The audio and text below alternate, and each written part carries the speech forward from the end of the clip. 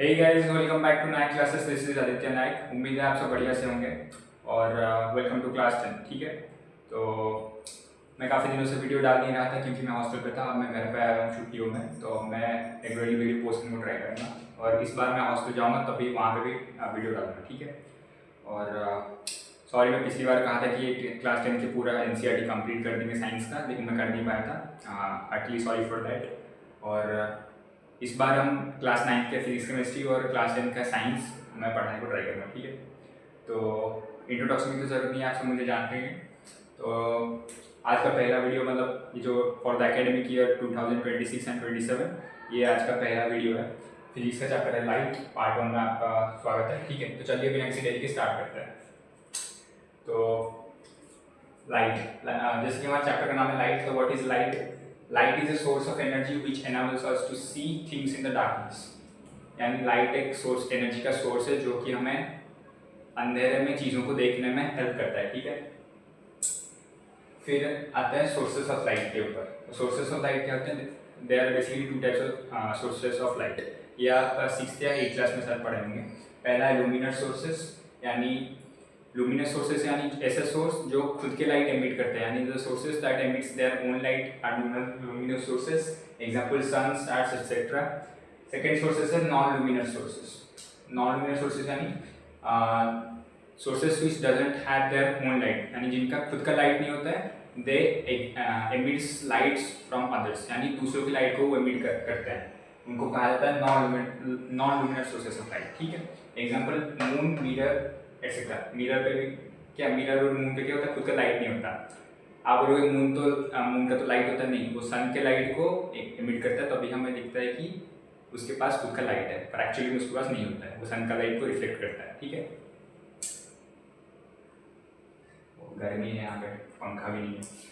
ठीक है, अब चलते हैं फेनोमेनन के ऊपर। 10th क्लास में हम दो ही फेनोमेनन के बारे में पढ़ेंगे, रिफ्लेक्शन एंड रिफ्रैक्शन। ठीक है, तो रिफ्लेक्शन क्या है? Reflection is the phenomenon of bouncing back of light rays in the same medium. Reflection क्या है?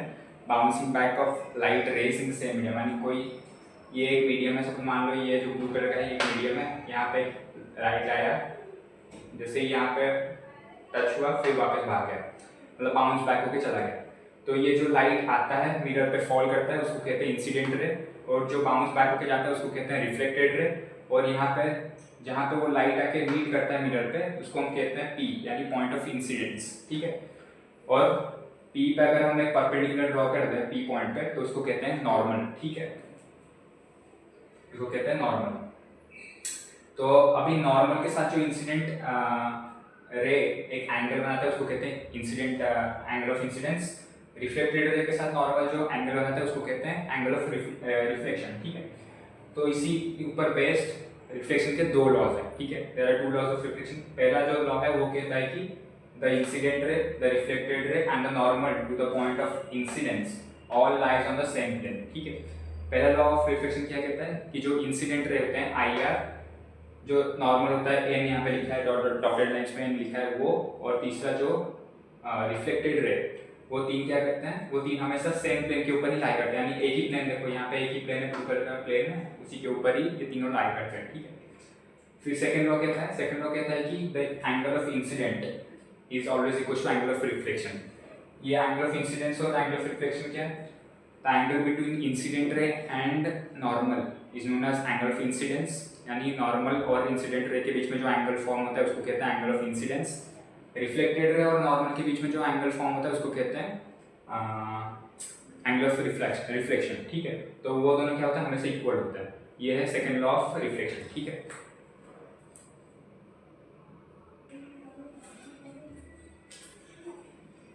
अब आते हैं मतलब टाइप्स ऑफ इमेजेस के ऊपर, यानी जो इमेज फॉर्म होता है वो कितने टाइप्स के होते हैं।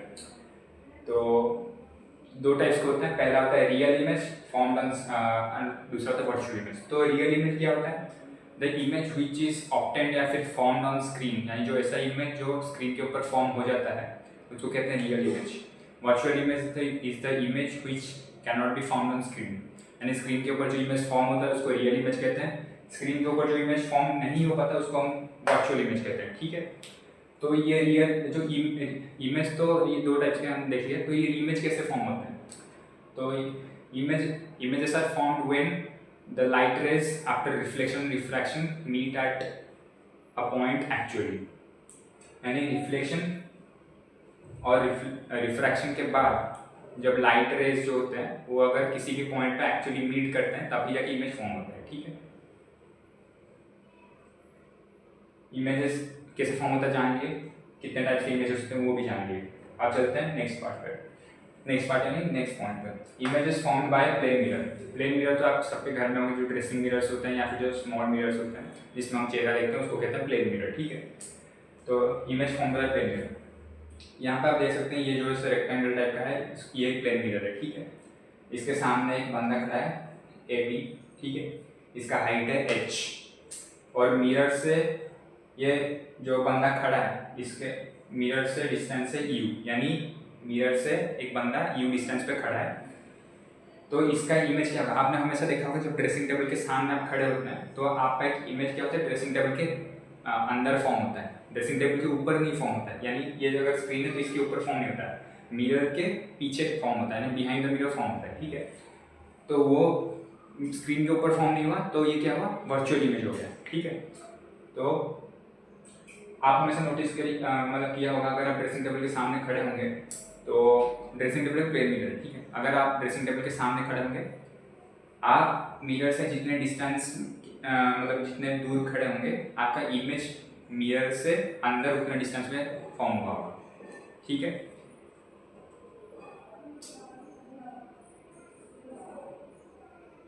और हाइट आपका सेम रहेगा और दूसरा क्या रहेगा आपका लेफ्ट साइड राइट साइड में राइट साइड जैसा दिखेगा और राइट साइड लेफ्ट साइड जैसा दिखेगा। ठीक है, तो ये हो गया image form by plane mirror. फिर अब हम देखेंगे characteristics of image form by plane mirror. ठीक है, यानी जो प्लेन मिरर में जो इमेज क्रिएट होता है उसका कैरेक्टरिस्टिक्स क्या होता है। वही यहाँ पे जो इमेज में मतलब डायग्राम में जो है उसको बस डिस्क्राइब करके वर्ड्स में हमने लिखा है। तो पहला कैरेक्टरिस्टिक्स होगा वर्चुअल एंड इरेक्ट। वर्चुअल यानी मिरर के बिहाइंड फॉर्म होता है। मिरर के बिहाइंड फॉर्म होने का मतलब क्या होता है, स्क्रीन पे फॉर्म नहीं हुआ, स्क्रीन पे फॉर्म होता तो रियल इमेज होता, लेकिन ये स्क्रीन के पीछे फॉर्म हुआ इसलिए क्या हो गया, वर्चुअल इमेज हो। ठीक है, इरेक्ट का मतलब क्या होता है, मतलब इरेक्ट मतलब अपसाइड डाउन नहीं होता है, यानी जैसे मतलब क्या है, अगर आप जाके मिरर के सामने खड़े होते हो तो देखो ये मिरर है, ये AB है, A इसके हेड पोर्शन पे है, B इसके लेग पोर्शन पे है। तो मिरर के बिहाइंड जो फॉर्म होता है A पोर्शन क्या है, ऊपर है, B पोर्शन नीचे है, यानी मतलब क्या इरेक्ट यानी क्या होता है, इरेक्ट यानी नॉर्मल स्टैंडिंग पोजीशन होता है, लेटा हुआ नहीं होता, हॉरिजॉन्टल नहीं होता, वर्टिकली अपराइट होता है। ठीक है, वर्चुअल एंड इरेक्ट हो गया पहला कैरेक्टरिस्टिक्स। दूसरा कैरेक्टरिस्टिक है लैटरली इन्वर्टेड। लैटरली इन्वर्टेड का मतलब क्या है, lateral inversion is the phenomenon in which left seems to right and vice versa. इसका मतलब है लैटरली इन्वर्टेड इमेज का मतलब है आपका जो राइट साइड होता है वो लेफ्ट साइड पे दिखेगा, लेफ्ट साइड जो होता है वो राइट साइड पे दिखेगा। कभी अगर आप ड्रेसिंग टेबल के सामने खड़े होंगे तो ये जो आपका ये वाला साइड होगा ये इस तरफ यानी लेफ्ट साइड पे होगा, राइट साइड आपको लेफ्ट साइड में दिखेगा इमेज में, और इमेज का लेफ्ट साइड आपके राइट साइड में दिखेगा। ठीक है, तो इसको कहते हैं लैटरल इन्वर्शन, यानी left seems to right and vice versa. ठीक है, फिर हम आते हैं u इक्वल्स टू v। हमने u का मतलब क्या लिखा था, distance between object and mirror को हम u बोलते हैं। ठीक है, इस चैप्टर में u को क्या बोलेंगे, ऑब्जेक्ट डिस्टेंस, यानी मिरर से ऑब्जेक्ट तक का डिस्टेंस को हम बोलेंगे u। v का मतलब है distance from mirror, distance between mirror and image. Image यहाँ पे फॉर्म है बिहाइंड द मिरर, इमेज से मिरर के तक का जो डिस्टेंस है वो v है, इमेज और मिरर से ऑब्जेक्ट तक का डिस्टेंस है u है। तो u is always equals to v, यानी प्लेन मिरर के केस पे जो ऑब्जेक्ट डिस्टेंस होगा वो ऑलवेज इक्वल्स टू किसके साथ होगा, इमेज डिस्टेंस v के साथ। ठीक है, u इक्वल्स टू v। फिर h equals to h dash. h क्या है, h का मतलब है ऑब्जेक्ट का हाइट, AB का हाइट। ठीक है, h डैश क्या है, इमेज जो फॉर्म हुआ बिहाइंड द मिरर उसका हाइट h डैश। ठीक है, तो यहाँ पे क्या हुआ, h dash equals to h मतलब क्या हुआ, ऑब्जेक्ट का height is always equals to image height. ठीक है, तो यहाँ पे चार कैरेक्टरिस्टिक्स होते हैं प्लेन मिरर का। पहला था virtual erect, lateral inverted, object distance is always equals to mirror distance and height of image equals to height of object always. ठीक है, ये क्या characteristics of image form by plane mirror. ठीक है, फिर आते हैं स्फेरिकल मिरर्स के ऊपर। ये चैप्टर में बेसिकली हम स्फेरिकल मिरर्स के ऊपर पढ़ेंगे, उनके न्यूमेरिकल्स करेंगे। तो अभी होता है main topic start, spherical mirrors. तो स्फेरिकल मिरर्स क्या होते हैं? Spherical mirrors are the type of mirrors whose reflecting surface is either bulges out or recessed inwards। ये थोड़ा क्या बोलते हैं, थोड़ा ज़्यादा लेंथी लैंग्वेज हो जाता है, तो इसीलिए मैं यहाँ पे दिखा रहा हूँ। ये जो होता है, ये होता है रिफ्लेक्टिंग सरफेस। ये जो सरफेस है ना, ये जो सरफेस यहाँ पे बना है ऐसे, ये तो डॉटेड जब लाइन खींचा है उसके जो ऑपोजिट, यानी ये वाला सरफेस, ये होता है इसका रिफ्लेक्टिंग सरफेस। तो जो भी स्फेरिकल मिरर का रिफ्लेक्टिंग सरफेस अंदर की तरफ घुसा हुआ है, तो वो उसको कहते हैं कॉन्केव मिरर, जिसका बल्जेस आउटवर्ड्स, यानी जो रिफ्लेक्टिंग सरफेस, ये जो रिफ्लेक्टिंग सरफेस ये आउटसाइड की तरफ बल्ज हुआ है, यानी बाहर निकला हुआ है, तो उसको कहेंगे कॉन्वेक्स मिरर। ठीक है, तो स्फेरिकल मिरर की डेफिनेशन आप याद रखोगे तो भी चलेगा, नहीं रखोगे तो भी चलेगा। सीबीएसई बोर्ड में कुछ भी हो सकता है, तो आप याद रखिए। ठीक है, spherical mirrors are those type of mirrors whose reflecting surface is either bulges out or recessed inwards। ठीक है, ये आपके एनसीईआरटी में भी होगा या फिर कोई भी रेफरेंस बुक अगर फॉलो करते हैं उसमें भी होगा। तो स्फेरिकल मिरर के दो टाइप के ऊपर हम पढ़ेंगे, कॉनकेव मिरर और कॉन्वेक्स मिरर। ठीक है, ये चैप्टर में से कॉनकेव कॉन्वेक्स के ऊपर ही मिरर और लेंस दोनों ही पढ़ेंगे। ठीक है, और बहुत सारे प्लानो कॉनकेव बहुत सारे हैं, लेकिन वो सब हम नहीं पढ़ेंगे, बस कॉनकेव और कॉन्वेक्स मिरर और लेंसेज के ऊपर ही चैप्टर। ठीक है, स्फेरिकल मिरर्स देख लिए, टाइप्स ऑफ स्फेरिकल मिरर्स देख लिए। ये होता है कॉनकेव मिरर, ये होता है कॉन्वेक्स मिरर, इसको याद रखिएगा। फिर आते हैं uses of concave and convex mirrors. ये जो मिरर्स होते हैं स्फेरिकल मिरर्स, इनकी यूजेस कहाँ कहाँ पे? पहले आता है टेलीस्कोप में यूज होता है, हेडलाइट ऑफ व्हीकल्स में यूज होता है, सोलर फर्नेसेस में यूज होता है, और रियर व्यू मिरर पे फॉर्म होता है, मतलब यूज होता है। ठीक है, टेलीस्कोप, हेडलाइट, सोलर फर्नेसेस में क्या होता है? कॉनकेव मिरर यूज होता है। रियर व्यू मिरर में हमेशा कॉन्वेक्स मिरर, जो गाड़ी का जो मिरर होता है उसको बोलते हैं रियर व्यू मिरर, उसका हमेशा कॉन्वेक्स मिरर यूज होता है। ठीक है, ये हो गया 4 uses, 4 uses of spherical mirrors. ठीक है, फिर आते हैं जो मिरर होता है वो एक्चुअली में कैसा दिखता है। मिरर तो एक्चुअली में ऐसा ही कुछ दिखता है। ठीक है, ये हमने कॉनकेव मिरर का एग्जांपल लेकर मैंने यहाँ पे दिखाया है, इसके जो पार्ट्स ऑफ स्फेरिकल मिरर। तो पहले तो ये एक ऐसा लाइन हमने खींची, मतलब ये तो मिरर हो गया, ये मिरर का जो रिफ्लेक्टिंग सरफेस है इतना, ये वाला पोर्शन है, इतना जो पोर्शन है उसको हम कहते हैं एपेक्स। ठीक है, क्या बोलते हैं? एपेक्स। और यहाँ पे जो हमने एक लाइन खींचा हॉरिजॉन्टल लाइन, इसको हम कहते हैं प्रिंसिपल एक्सिस। ये जो लाइन है इसको हम कहेंगे प्रिंसिपल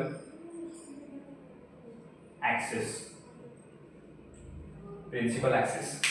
तो ये जो एपेक्स को, यानी जो रिफ्लेक्टिंग सरफेस को ये प्रिंसिपल एक्सिस जहाँ पे कट कर रहा है, ये जो पॉइंट P है, इस पॉइंट को हम बोलते हैं पोल। यानी प्रिंसिपल एक्सिस को जहाँ पे एपेक्स को जहाँ पे प्रिंसिपल एक्सिस कट करता है उस पॉइंट को हम कहते हैं पोल। ठीक है, पोल से लेके F तक का जो यहाँ पे जो स्मॉल f है उसको हम बोलते हैं फोकल लेंथ। E से लेके स्मॉल f तक का डिस्टेंस को हम बोलते हैं focal length, denoted by small f। फिर यहाँ पे प्रिंसिपल एक्सिस में एक पॉइंट है C का मतलब है centre of curvature. Centre of curvature का मतलब क्या होता है? स्फेरिकल मिरर्स का नाम से एक स्फीयर समझ रहे हो, यानी स्फेरिकल मिरर्स को अगर ऐसे आप इंक्रीज कर दोगे ना तो वो एक ऐसे स्फीयर शेप हो जाएगा।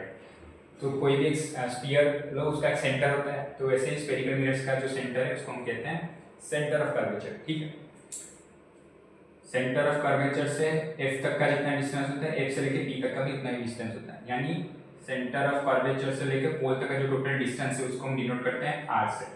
R क्या है? Radius of curvature. तो R इक्वल्स टू क्या है? 2 टाइम्स ऑफ फोकल लेंथ। और F क्या है? R/2। यानी अगर आपको रेडियस ऑफ कर्वेचर दिया है उसको 2 से डिवाइड करके फोकल लेंथ कर जाएगा। अगर आपके पास फोकल लेंथ है उसको 2 से मल्टीप्लाई करोगे तो आपका रेडियस ऑफ कर्वेचर निकल जाएगा। ठीक है, ये है CF। यहाँ पर हमने टर्म्स देख लिया। फिर हम ये स्फेरिकल मिरर क्यों कहा जाता है आपने ये देख लिया, क्योंकि इसको अगर हम ऐसे बड़ा इंक्रीज कर देंगे, कंप्लीट करेंगे तो ये एक स्फीयर शेप में आ जाएगा, तो इसीलिए हम इसको स्फेरिकल मिरर कहते हैं। एपेक्स हो गया ये, यानी जो रिफ्लेक्टिंग सरफेस टोटल होगा उसको बोलते हैं एपेक्स। जो ये हॉरिजॉन्टल लाइन है उसको बोलते हैं प्रिंसिपल एक्सिस। फिर C को स्फीयर का जो सेंटर होता है स्फेरिकल मिरर उसको बोलते हैं सेंटर ऑफ कर्वेचर। C से लेके P तक का जो डिस्टेंस है, पोल तक का जो डिस्टेंस होता है उसको बोलते हैं radius of curvature. Radius of curvature को अगर 2 से डिवाइड कर दें यानी हाफ कर दें तो वो निकलेगा फोकल लेंथ। ठीक है, F का मतलब होता है फोकल लेंथ। फोकल लेंथ क्या होता है? F ये पी छोड़ दो, फोकल लेंथ मतलब r/2 होता है, ठीक है, रेडियस कर्वेचर का हाफ। पी का मतलब होता है पोल। पोल क्या होता है, एपेक्स को जब प्रिंसिपल एक्सिस कट करता है वो पॉइंट को हम बोलते हैं पोल, ठीक है। यहाँ पे एक ही फॉर्मूला हमने आगे पढ़ा, 2f equals to r and f equals to r/2, और यहाँ पे ये फॉर्मूला आप याद रखना, मतलब ये लॉ में जो होता है एंगल इक्वल्स टू एंगल, ये आपको याद रखना है, ठीक है। अगर आप चाहें तो इसका स्क्रीनशॉट ले सकते हैं, आप पहला पार्ट का नोट्स आप ध्यान रखें, ठीक है। दूसरे पार्ट में हम पढ़ेंगे ये थोड़ा जल्दी में मतलब वीडियो कंप्लीट किया है क्योंकि थोड़ा प्रैक्टिस नहीं था और गर्मी बहुत हो रहा है तो जल्दी खत्म कर दिया, ठीक है। तो यहाँ तक तो आपको क्लियर हो गया होगा, स्क्रीनशॉट मार देना, फिर पार्ट 2 में हम आके अच्छे से पढ़ेंगे दोबारा, ठीक है। मतलब इसके जो नेक्स्ट टॉपिक्स हैं उसको हम अच्छे से पढ़ेंगे, कवर करेंगे। तो यहाँ पर हमने देख लिया स्फेरिकल मिरर्स का हमने देख लिया, फिर हम देखेंगे नेक्स्ट पार्ट में images formed bye concave and convex mirrors, ठीक है। और यहाँ पे जो मैग्निफिकेशंस वगैरह होते हैं जो हम सेकंड पार्ट में देखेंगे, ठीक है। तो इसको हम 4 या 5 वीडियोज़ में कंप्लीट कर देंगे, 4 वीडियोज़ के आसपास थियरी कंप्लीट कर देंगे। फिर आपको लास्ट वीडियो में आपको सिखा दूंगा, मतलब ट्रिक सिखा दूंगा कैसे आपको न्यूमेरिकल्स इसके सॉल्व करने हैं, क्योंकि बेसिकली ये जो चैप्टर है ना बच्चों को बहुत प्रॉब्लम आता है न्यूमेरिकल सॉल्व करने में। मिरर फॉर्मूला मतलब प्लस माइनस कहाँ पे होता है, फोकल लेंथ, ये सब थोड़ा प्रॉब्लमेटिक होता है, तो डर लगता है, पर एक्चुअली डरने की कोई बात नहीं है। मैं आखिर में एक ट्रिक वाला वीडियो भी दिखा दूंगा जिसमें आप सॉल्व कर पाएंगे न्यूमेरिकल्स इजीली, ठीक है। तो यहाँ तक हमने क्या पढ़ा, थोड़ा रिकॉल कर देते हैं। पहले पढ़ा light is a source of energy. Source of light क्या है, लुमिनस नॉन लुमिनस। रिफ्लेक्शन क्या है, phenomenon of bouncing back of light rays in the same medium में ही रिफ्लेक्शन होता है। लॉस ऑफ रिफ्लेक्शन क्या है, angle of incidence is always equals to angle of reflection. Incident ray, reflected ray and the normal all lies on the same plane. Types of image, real image होता है, virtual image होता है। Image कैसे form होता है, जब reflection या फिर रिफ्रैक्शन के बाद रेज एक्चुअली कहीं पर मीट करते हैं किसी पॉइंट पे, तभी वहाँ पे एक इमेज फॉर्म होता है। इमेज फॉर्म का प्लेन मिरर हमने देख लिया, ये डायग्राम आप याद रख लीजिएगा, बुक में अच्छे से दिया हुआ। और कैरेक्टरिस्टिक्स है, 4 कैरेक्टरिस्टिक्स आपको याद रखना है। वर्चुअल होता है, इलेक्ट होता है, laterally inverted, object distance equals to image distance always, height of image is equals to height of object, ठीक है। lateral inversion का मतलब light left seems to right, right seems to left, vice versa, ठीक है। ये होता है। Spherical mirrors क्या होते हैं, spherical mirrors are those mirrors जिसका रिफ्लेक्टिंग सरफेस क्या होता है, ईदर यानी बल्जेस आउट होता है, यानी बाहर की तरफ निकला हुआ होता है, या फिर अंदर की तरफ घुसा हुआ होता है, उनको कहते हैं स्फेरिकल मिरर्स। स्फेरिकल मिरर्स के यूजेस क्या होते हैं, टेलीस्कोप में यूज होते हैं, हेडलाइट्स में यूज होते हैं व्हीकल्स के, rear view mirrors of vehicles. So that one से 4 ही आपको याद रखना, या फिर अगर ऐसे नहीं याद रखना है तो कॉन्केव के 3 याद रख लेना, कॉन्वेक्स के 3 याद रख लेना, ठीक है। फिर यहाँ पे हमने स्फेरिकल मिरर्स के पार्ट्स देख लिया। एक तो जो हॉरिजॉन्टल लाइन है उसको बोलते हैं प्रिंसिपल एक्सिस, जो रिफ्लेक्टिंग सरफेस है उसको बोलते हैं एपेक्स, और फिर एपेक्स को प्रिंसिपल एक्सिस यहाँ पे कट करता है उसको बोलते हैं पॉइंट को पी यानी पोल। पी से लेकर और जो अगर इसको हम कंप्लीट कर देंगे सर्कल में तो एक सेंटर एरिया है उसको बोलेंगे centre of curvature. Centre of curvature से पोल तक का डिस्टेंस को बोलेंगे radius of curvature capital R.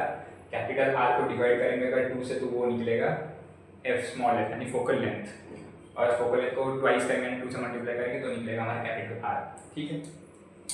2 type से स्फेरिकल मिरर्स होते हैं, एक होता है कॉनकेव मिरर जिसका रिफ्लेक्टिंग सरफेस रिसेस्ड इनवर्ड यानी अंदर की तरफ घुसा हुआ होता है। दूसरा टाइप का स्फेरिकल मिरर यहाँ पे हम देखें कॉन्वेक्स मिरर जिसका रिफ्लेक्टिंग सरफेस बल्जेस आउट यानी बाहर की तरफ निकला हुआ होता है, ठीक है। कॉनकेव कॉन्वेक्स, क्लियर है। यहाँ तक पार्ट 1 में हम इतना कवर कर लिया, अच्छे से आपको समझ भी आ गया होगा। अगर समझ आ गया तो लाइक शेयर सब्सक्राइब जरूर कीजिएगा। मिलेंगे नेक्स्ट पार्ट में, ठीक है। Thank you.